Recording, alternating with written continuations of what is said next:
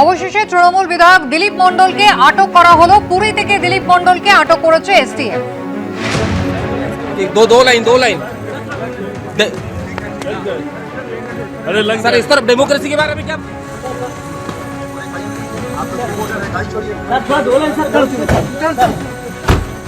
পুরীর ছবি দেখলেন, যেখানে বিষ্ণুপুরে তৃণমূল বিধায়ক দিলীপ মণ্ডল, যাকে ইতিমধ্যেই এসটিএফ আটক করেছে, তাকে বের করা হচ্ছে ওই ব্লু লিলি হোটেল থেকে।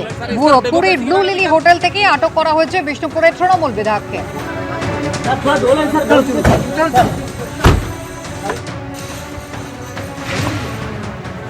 अरे दो लाइन सर इस तरफ डेमोक्रेसी के बारे में क्या 14 তারিখ থেকে শুরু হয়েছিল খোঁজাখুঁজি। অবশেষে গতকাল রাতেই দিলীপ মণ্ডলকে আটক করে এসটিএফ। কথা বলবো, পার্থপ্রতিম ঘোষ রয়েছেন আমাদের সঙ্গে। পার্থ, কি জানা যাচ্ছে? তাকে কি গ্রেফতার করার খবর এখনো পর্যন্ত মিলেছে? কলকাতায় আনা হবে? দেখো, তাকে আটক করা হয়েছে এখনো পর্যন্ত সেটা কিন্তু বলা হচ্ছে, কারণ যেহেতু এটা বিষ্ণুপুর থানার মামলা রয়েছে এবং ইতিমধ্যে তুমি জানো যে বেঙ্গল এসটিএফ এর গোয়েন্দারা তারা এবং বিভিন্ন দলে ভাগ হয়ে পুলিশের টিম বিভিন্ন জায়গায় গিয়েছিল। কিন্তু এখনো পর্যন্ত পুলিশ যেটা জানাচ্ছে অফিসিয়ালি, সেটা হচ্ছে তাকে আটক করা হয়েছে ব্লু লিলি যে hotel Puri marine drive, new marine drive রোডে। সেখানে দেখতে পাচ্ছ যে তৃণমূলের এই বিধায়ক ও বিষ্ণুপুরের বিধায়ক, তিনি কিন্তু গা ঢাকা দিয়ে এই হোটেলের মধ্যে রয়েছে বলে এসটিএফের গোয়েন্দাদের কাছে খবর এসে পৌঁছায়। গতকালকে এসটিএফের টিম তারা পুরীতে এসে পৌঁছায় এবং আজকে সকালবেলা তাই ব্লু লিলি হোটেলের রেজিস্টার পরীক্ষা করে সেখান থেকে কিন্তু আটক করা হয়েছে দিলীপ মণ্ডল, যিনি হচ্ছেন প্রাক্তন পরিবহনের প্রতিমন্ত্রী এবং এবারে দক্ষিণ চব্বিশ পরগনা বিষ্ণুপুর থেকে যে জয়ী তৃণমূল বিধায়ক। গত 14 তারিখ থেকে পুলিশের সঙ্গে একেবারে লুকোচুরি খেলছিলেন এই দিলীপ মণ্ডল। যখন তার বাড়িতে পুলিশের টিম গিয়ে পৌঁছায়, সেখানে দেখা যায় যে সে বাড়ি থেকে সিসি ক্যামেরায় ধরা পড়ে যে সেখানে পালিয়ে যাচ্ছে, এমনকি তার একটা পাজামা পাঞ্জাবি পরে পালায় এবং তার পরবর্তীকালে পাজামা ছিঁড়ে যায় এবং অপরজনের কাছ থেকে যাতে বিধায়ককে চিনতে না পারে সেই পাঞ্জাবি বদলে টি শার্ট পরে, খালি পায়ে ছিল, অন্য একজনের থেকে একটা স্যান্ডেল নেয় এবং নিয়ে সেখান থেকে হচ্ছে ড্রেন, জলাজমি, মাঠ পেরিয়ে গা ঢাকা দেয় গত 14 তারিখ থেকে। পুলিশের সঙ্গে এই যে লুকোচুরি খেলা চলছিল এবং তার পরবর্তীকালে দিলীপ মণ্ডলের বিরুদ্ধে একটা অভিযোগ দায়ের হয় বিষ্ণুপুর থানায়। যে অভিযোগটা হচ্ছে বিজেপি কর্মীদেরকে হুমকি থেকে শুরু করে এখন পুলিশকে হুমকি দেওয়ার অভিযোগ প্রকাশ্যে, এবং এটা বিজয় মিছিল বার করেছিল তৃণমূল সেখান থেকেই। এবং তার পরবর্তীকালে তার বাড়িতে হানা দিয়ে পুলিশ বেশ কিছু ইনপুট পায়। সেই ইনপুটের উপর ভিত্তি করে পুলিশ জানাচ্ছে যে তার ছেলেকে ডায়মন্ড হারবার থেকে তার গাড়ি আটকাবার পর তার ছেলে তাকে কিন্তু গ্রেপ্তার করা হয়। তার কাছ থেকে আগ্নেয়াস্ত্র, 4 রাউন্ড কার্তুজ সেটাও উদ্ধার হয়েছিল। কিন্তু বিধায়কের কোনো রকমভাবে নাগাল পাচ্ছিলেন না পুলিশ, এবং আজকে সকালবেলা এই যে হোটেল, সেই হোটেল ঘিরে ফেলেন রাজ্য পুলিশের টিম এবং সেই হোটেলে বিধায়ক সেখানে ছিলেন এবং চারদিক থেকে একেবারে ঘিরে ফেলা হয়। প্রথমে উড়িষ্যা পুলিশকেও গোটা বিষয়টা ইনফর্ম করা হয় এবং সেটা করে এই ব্লু লিলি যে হোটেল রয়েছে সেই হোটেলে যে ঘরে ছিল বিধায়ক, সেই ঘর থেকে তাকে কিন্তু আটক করা হয়েছে এবং ইতিমধ্যে কিছুক্ষণ আগেই হোটেল থেকে বাইরে বার করে নিয়ে যাওয়া হয় বিধায়ককে। পরবর্তীকালে পুলিশ জানাচ্ছে যে আইনত যে প্রক্রিয়াগুলো রয়েছে সেই প্রক্রিয়াগুলো তারা করবেন। তবে এখনো পর্যন্ত আটক হিসেবে দেখানো হচ্ছে বিধায়ককে এবং তার বিরুদ্ধে শুধু একটি অভিযোগ নয়, পুলিশ জানাচ্ছে এরকম আরও একাধিক অভিযোগ, যেটা 2021 সালে ভোট পরবর্তী হিংসার সেই রকম থেকে শুরু করে বিভিন্ন অভিযোগ কিন্তু এই বিধায়কের নামে ইতিমধ্যে থানায় জমেছে। পার্থ, ধন্যবাদ। অর্থাৎ এই দিলীপ মণ্ডল, যাকে 14 তারিখ থেকে কিন্তু পুলিশ খুঁজছিল জামিন অযোগ্য ধারায়, যার বিরুদ্ধে এফআইআর হয়েছিল, বিজেপি কর্মীদের উদ্দেশ্যে প্রকাশ্যে হুমকি দেওয়ার অভিযোগ ছিল যার বিরুদ্ধে, সেই দিলীপ মণ্ডলকে আটক করা হয়েছে পুরী থেকে, হোটেল থেকে তাকে আটক করা হয়েছে। কিন্তু 14 তারিখ যেদিন একেবারে পুলিশ পৌঁছে গিয়েছিল পৈলানে দিলীপ মণ্ডলের প্রাসাদোপম সেই বাগান বাড়িতে, পুলিশ আসছে খবর পেয়ে জানলা দিয়ে পালানোর চেষ্টা করেছিলেন তিনি, পালিয়েও গিয়েছিলেন, পাজামা ছিঁড়ে যায়, খালি পায়ে ড্রেন পেরিয়ে পালিয়েছিলেন।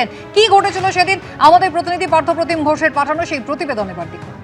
কোথায় তৃণমূল বিধায়ক দিলীপ মণ্ডল? তার বাড়ি, অফিস সহ একাধিক জায়গায় পুলিশ তল্লাশি শুরু করলো, দিলীপ মণ্ডলের কোনো খোঁজ পাওয়া যায়নি। এবং যে বাড়িতে আমরা দাঁড়িয়ে রয়েছি এটা হচ্ছে একটা বিলাসবহুল বাগান বাড়ি, যে বাড়িতে দিলীপ মণ্ডল থাকতেন বলে পুলিশ এখানেও কিন্তু তল্লাশি চালায়। সেখানে এসেও দিলীপ মণ্ডলের যখন খোঁজ পায়নি পুলিশ, তখন কিন্তু পুলিশ যখন এই বাড়ির বিভিন্ন জায়গায় যে সিসি ক্যামেরা লাগানো রয়েছে সেই সিসি ক্যামেরা ফুটেজ যখন খতিয়ে দেখে, সিসি ক্যামেরা এখানে চারিদিকে সিসি ক্যামেরা লাগানো রয়েছে, সেখান থেকে দেখতে পাচ্ছে যে এই যে বাড়িতে যখন পুলিশ এসে পৌঁছায় সকাল 9টা নাগাদ। এলাকায় যখন পুলিশ পৌঁছায় ঠিক দেখা যাচ্ছে পুলিশ সূত্রে খবর 9:04:54 বাড়ির পিছন দিকে এই যে একটা জায়গা যেখানে নির্মীয়মান অবস্থায় রয়েছে, এই নির্মীয়মান অবস্থা যে জায়গা সেখানে হচ্ছে এই রকম কয়েকটা যে জায়গা রয়েছে, ঠিক এইখান থেকে দেখতে পাওয়া যায় সিসি ক্যামেরায় দিলীপ মণ্ডল তিনি হচ্ছে পাজামা পাঞ্জাবি পরে খালি পায়ে এখান থেকে এই যে জানালা রয়েছে এখান থেকে উঠে একেবারে ঠিক পিছন দিকে এই যে অংশ রয়েছে ঠিক এখান থেকে কিন্তু পালিয়ে যাচ্ছে বলে পুলিশ সূত্রে খবর, পুলিশ জানতে পারছে।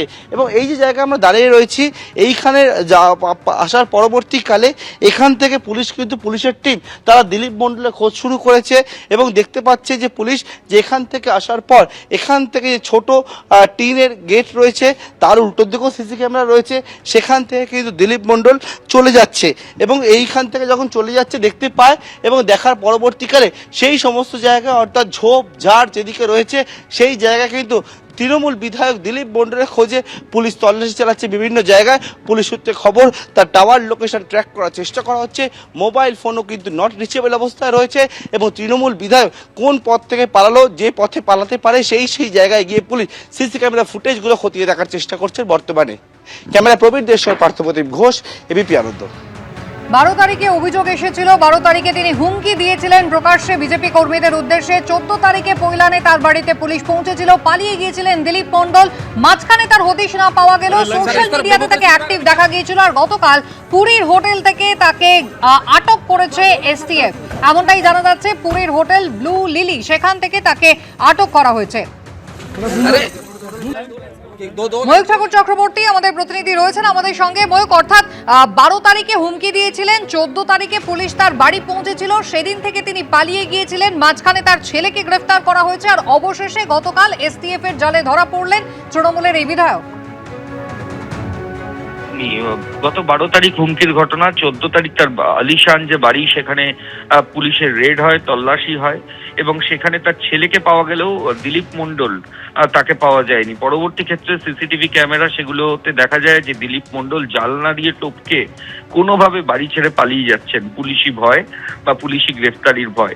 এর পরবর্তী ক্ষেত্রে এসটিএফ এর তরফ থেকে দিলীপ মণ্ডলের ছেলে তাকে অ্যারেস্ট করা হয় এবং তার পজিশন থেকে অস্ত্র পাওয়া যায় এবং আর্মস অ্যাক্টে তার অলরেডি দিলীপ মণ্ডলের ছেলেকে অ্যারেস্টও করেছে এসটিএফ। এরপরে দিলীপ মণ্ডল কোথায় সেটা নিয়ে একটা তল্লাশি শুরু হয় এসটিএফ এর তরফ থেকে। বিভিন্ন সূত্র থেকে পুলিশ যেটা জানতে পারে যে উড়িষ্যার পুরীতে নিউ মেরিন ড্রাইভের ওপর হোটেল ব্লু লিলি রিসর্ট সেখানে আত্মগোপন করে রয়েছেন দক্ষিণ 24 পরগনার বিষ্ণুপুরের তৃণমূল কংগ্রেস বিধায়ক দিলীপ মণ্ডল। এরপরই পুলিশের একটা টিম, এসটিএফ এর একটা টিম তারা সেখানে পৌঁছায়। যেটা জানা যাচ্ছে যে আজকে সকালে ব্লু লিলি রিসর্টের থেকে দিলীপ মণ্ডলকে ডিটেইন করা হয় এবং ডিটেইন করে তাকে সেখান থেকে নিয়ে আসা হচ্ছে। এরপর ওকে কলকাতায় নিয়ে আসা হবে। কলকাতায় নিয়ে এসে আলিপুর আদালতে, যেহেতু এটা বিষ্ণুপুর থানার ঘটনা, মানে বিষ্ণুপুর থানা এলাকায় তার বাড়ি, এর প্রোডাকশন হলে আলিপুর আদালতেই হওয়ার কথা। আলিপুর আদালতে সোজা দিলীপ মণ্ডলকে নিয়ে আসা হতে পারে, তার আগে বিষ্ণুপুর থানাতেও তাকে নিয়ে আসা হতে পারে। এই বিষয়টা এখনো স্পষ্ট নয় যে কোথায় তাকে আগে নিয়ে যাওয়া হবে, আদৌ তাকে থানায় নিয়ে যাওয়া হবে নাকি সরাসরি আলিপুর কোর্টে এনে পুলিশ আধিকারিকরা প্রডিউস করবেন। কিন্তু উড়িষ্যা থেকে বেরিয়ে কলকাতায় আসা সম্ভবত আজকে সন্ধ্যের পরে তাকে নিয়ে কলকাতায় ঢুকবেন পুলিশ আধিকারিকরা, এমনটাই মনে করা হচ্ছে এবং আটক করে তাকে নিয়ে আসা হচ্ছে। এখনো সরকারিভাবে গ্রেফতার করা হয়েছে দিলীপ মণ্ডলকে, এটা রাজ্য পুলিশের তরফ থেকে বলা হয়নি। বলা হয়েছে দিলীপ মণ্ডলকে পাকড়াও করা হয়েছে, তিনি আপাতত ডিটেনশনে আছেন, ডিটেন করা হয়েছে তাকে। এরপর পুলিশ আধিকারিকরা পরবর্তী যে আইনি প্রক্রিয়া সেটা তারা করবেন এবং তারপর কলকাতায় এনে আলিপুর কোর্টে তাকে প্রডিউস করে পুলিশ নিজের কাস্টাডির জন্য প্রেয়ার জানাতে পারে। ধন্যবাদ। চলতি মাসের 12 তারিখ একেবারে বিজেপির উদ্দেশ্যে প্রকাশ্যে হুমকি দিয়েছিলেন বিষ্ণুপুরের তৃণমূল বিধায়ক দিলীপ মণ্ডল। কি বলেছিলেন সেদিন দেখুন। আমি যার দিকে তাকাই সে বেশিক্ষণ থাকতে পারে না। আজকের এই গেঞ্জি পড়েছি কেন? যতক্ষণ না এদের টাইট দেবো ততক্ষণ এই প্যান্ট পরে যখন ফিল্ডে নামবো এইভাবেই আসবো। কত শক্তি আছে রে, কত রসদ আছে, কত ফান্ড আছে। তোদের যে মুখ্যমন্ত্রী হয়েছেন তাকে জিজ্ঞেস করে দেখবি দিলীপ মণ্ডলকে। ওদের আরেকজন নেতা অর্জুন সিং, তাকে জিজ্ঞেস করে দেখবি দিলীপ মণ্ডলকে। ওদের তাপস রায়, তাকে জিজ্ঞেস করে দেখবি দিলীপ মণ্ডলকে। ক্ষমতায় এসেই অনুপ্রবেশ রুখতে কড়া পদক্ষেপ করেছে রাজ্যের বিজেপি সরকার।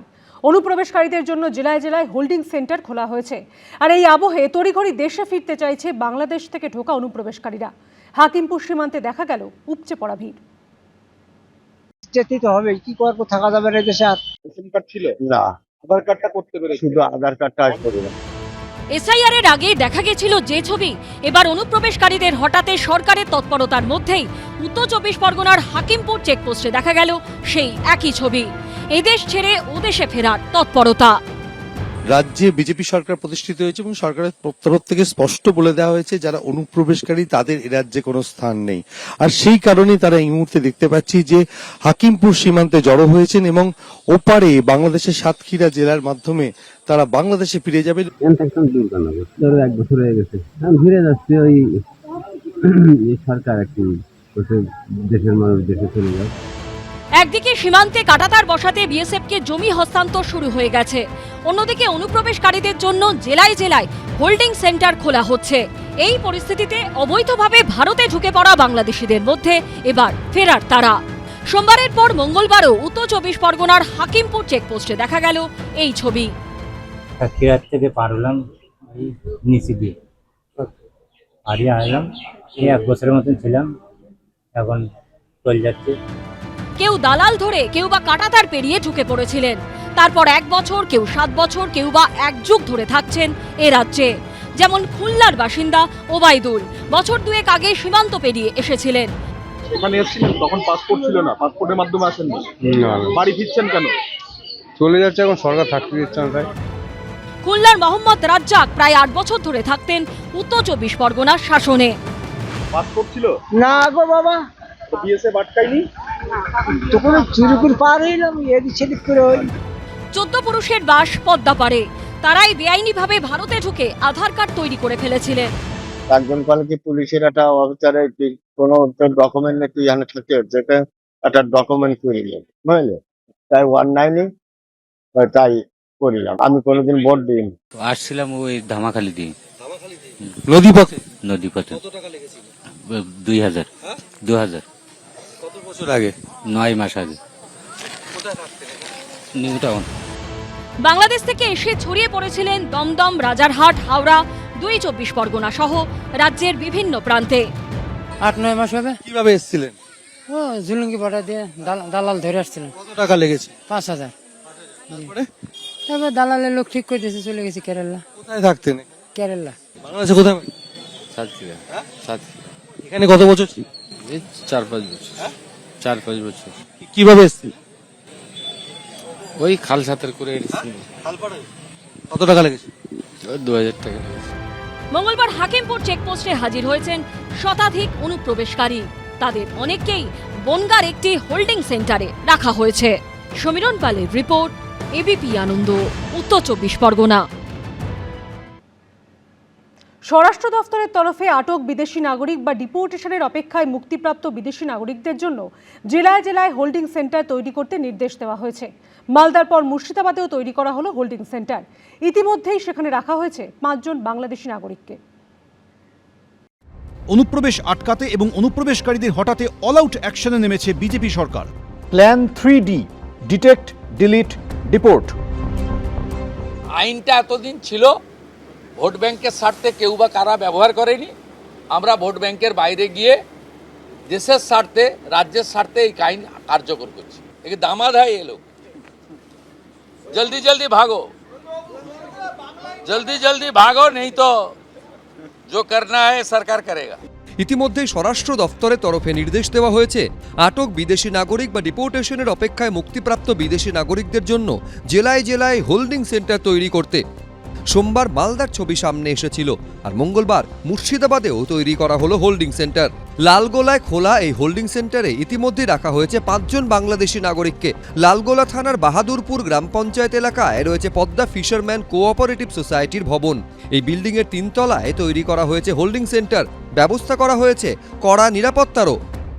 আমরা বলে দিয়েছি যে বাংলাদেশের অবৈধ অনুপ্রবেশকারী তাদেরকে কোর্টে পাঠানোর কোনো দরকার নেই, আইনে নেই।